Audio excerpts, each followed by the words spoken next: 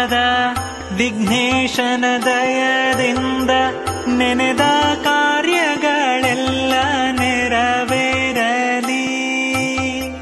ದಿನ ದಿನದಿ ಧನ್ವಂತ್ರಿ ಆಪತ್ತುಗಳ ಕಳೆದು ಮನಕ್ಕೆ ಹರುಷವನಿತ್ತು ಮನ್ನಿಸಲಿ ಬಿಡದೆ.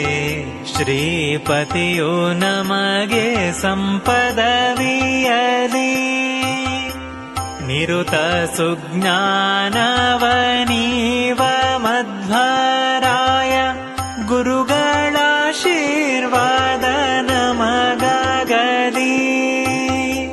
ಪುರಂದರ ವಿಠಲನ ಕರುಣದಿಂದಲೇ ಸಕಲ ಸುರರೊಲುಮೆ ನಮಗೆ ಸುಸ್ಥಿರವಾಗಲಿ. ಶ್ರೀಪತಿಯು ನಮಗೆ